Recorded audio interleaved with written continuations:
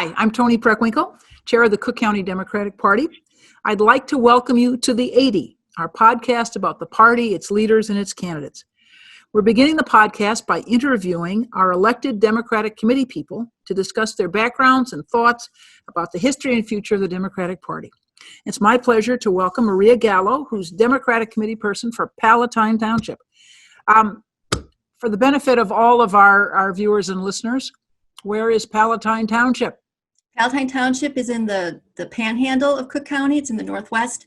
To the west of us is Barrington, which is the very edge of Cook County, and our northern boundary is Lake Cook Road. So Lake County is just north of us.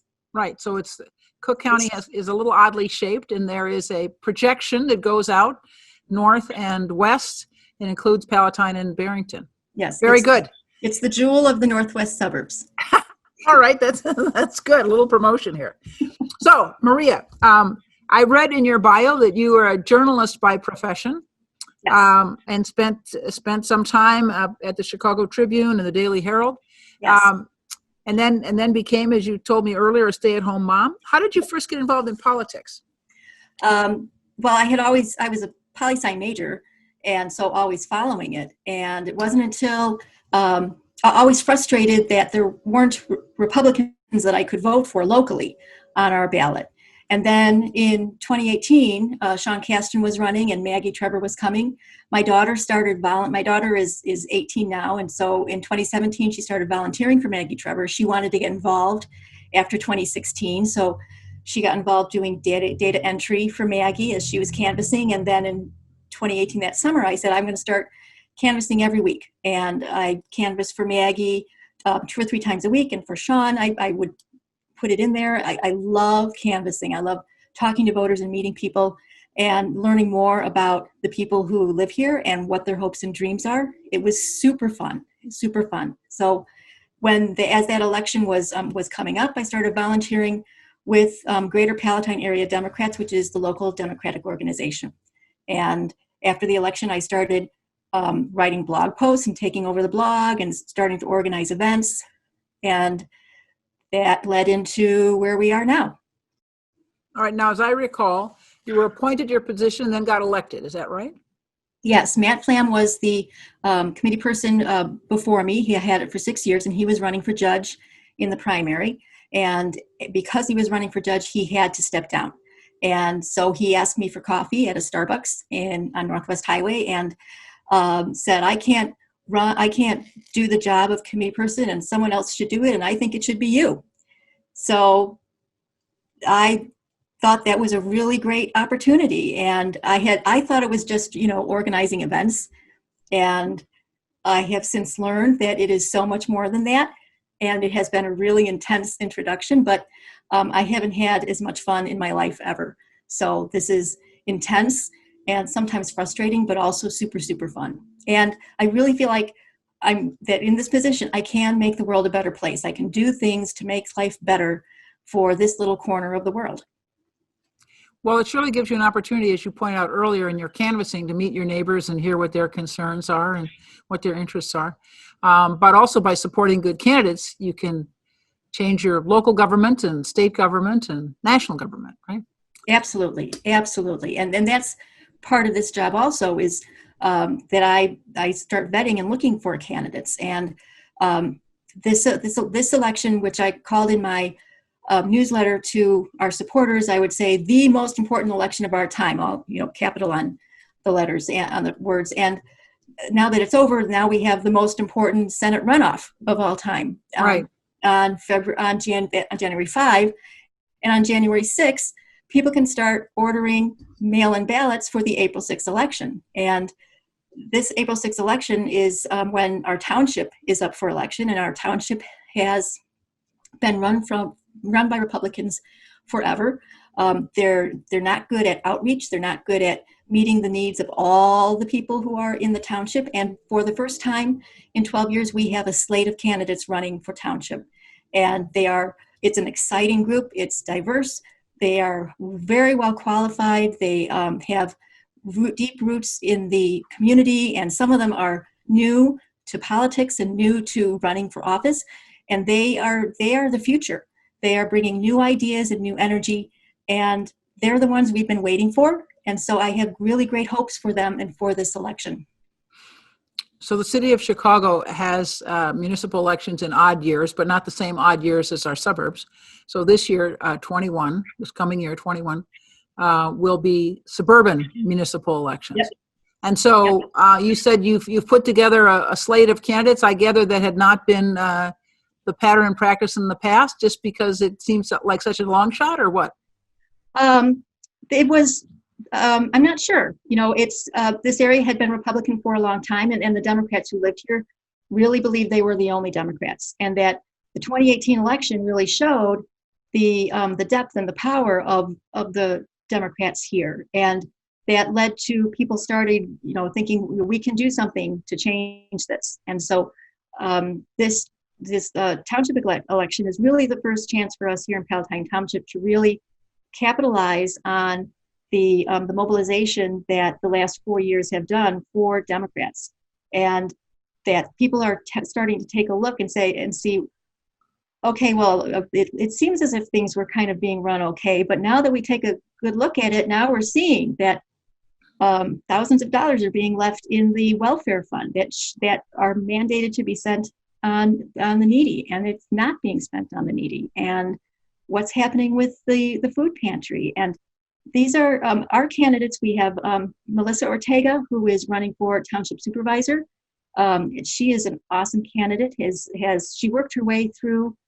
She worked full time as a customer service agent while working her way through Harper College, and then getting a BA at Loyola, and then a master's degree in social work. And so while working full time, she also worked at Wings and at Alexian Brothers Health Center to work in counseling. And that's the kind of person that we need running the township, which is really mandated to help residents who are in need. Takar Basadi is running for one of our trustees, and he is has deep roots in the community. And 30 years ago, he founded Partners for Our Community. It was called Palatine Opportunity Center, but it was an agency, a nonprofit to help immigrants in this area. So he has been on every single nonprofit board in the area, and he brings a wealth of knowledge and concern. And he will say to me, ideas that he has, seeing the public transportation out here in the suburbs is virtually non-existent, and people who don't have cars are having to walk to get their groceries along, busy highways, 4-lane highways. And so he said, the township can do something about that. The township has buses that are idled, but that can be used to help the people in the areas of the township that don't have cars and have to walk to get their groceries. We have younger people who are running for office. Tracy Boland actually is a library trustee, so she has experience in what boards can do. But we also have Megan Golick, who runs the food pantry at the PAD Center at St. Colette's. We have Nathaniel Groh, who has worked for Mark Walker, the state rep here. And we have Deanna Santman, who has 9 years of experience in banking and wants to use her experience to help the community. She has experience on corporate organizations and volunteer boards. So we have this great mix of experience and new ideas and energy, and that's what we need in Palatine Township to really look at things in a different way and really meet the needs of the people who live here. What do you attribute the sort of shift in party loyalties in Palatine over the last decade? You said there have been some real changes. Well, the changes are that we're having more and more immigrants move to the area, more people from Chicago, more people of color. Palatine Township has, we are the fifth, not the township, but the village of Palatine is the fifth highest in terms of its Latino population. 20% of the town is Latino. Oh, okay. That's a change. That is a change. That is a change. We also, Palatine Township also is home to the Sikh Gurdwara, which is it is the largest Gurdwara or worship center for Sikhs in the Midwest. So we have a huge Sikh population in Palatine Township, but also in the surrounding area. And the Sikhs, just so for the benefit of our viewers and listeners, the Sikhs, it's a religion of the Indian subcontinent. So right. These are people of South Asia.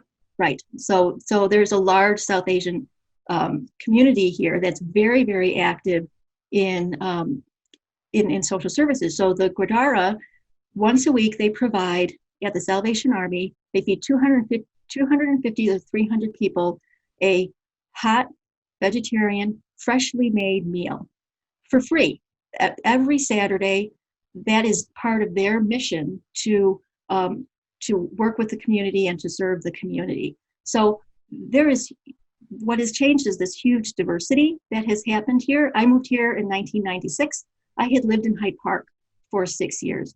And so it was shocking moving out here from Hyde Park. And now it's feeling more comfortable, more like America, because of all of the different people of color that I see in the grocery store, that I never saw before. So it's vibrant and it's exciting, and there is this really great future for Palatine Township that with Democrats in office, we can harness that, make the world better for everybody, and really bring diverse change and to the way we do things. So I'm very excited about the future. Good. Now that's at your local level at Palatine. What do you hope to see from the Biden administration as we look toward the president's inauguration?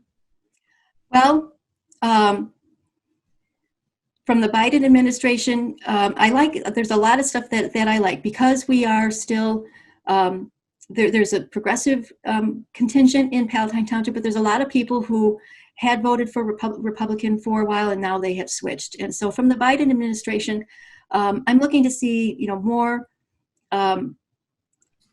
outreach to Latinos and to the Latinx community. Certainly we at the local level need to produce and come up with those tools, but it would be great if there was more from that. The other thing that I started doing here in April during the shutdown is Takeout Tuesdays, where once a week I would order takeout food from a different restaurant, take a picture of the food with my dog, and then post it and say, this week my family got takeout from this restaurant. What are you eating tonight? And I did not know there were so many restaurants in Palatine. I think I've gotten through half of them. But the restaurants are really hurting.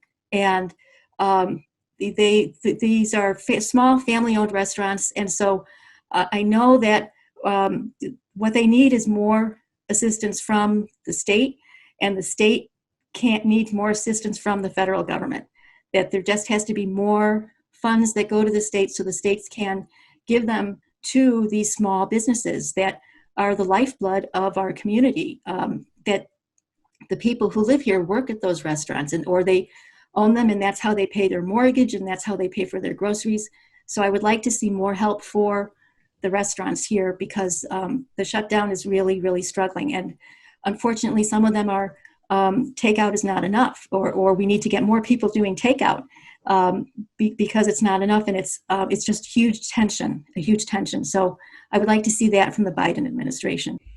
We continue to need to support our small businesses across the board, and as you point out, particularly our restaurants have been struggling, and lots of members of our immigrant community are employed in our restaurants, so there are lots of reasons to try to be supportive. I should take this opportunity to say that the pandemic is going to be with us for months, even though we've got a vaccine. And so it's important that people wear their masks, wash their hands, keep their distance. Absolutely. Which means we won't have indoor dining for a while, Nope. into the spring probably. So hopefully. Hopefully. So supporting our restaurants really means takeout, as you point out. Yep. We've tried to introduce our Democrats in Cook County to our committee people, and we're grateful that you could join us today. Is there anything you want to say in conclusion as we kind of bring this session to a close? Well, I want to say I'm so grateful for the opportunity to be the Democratic committee person for Palatine Township. It's a lot of work, and but there's always something happening, and it's exciting. And I want people to remember that there is a race here in Palatine, and that we voted in the most important election in November, but you need to go out and vote on April 6th, or even better, order a mail-in ballot.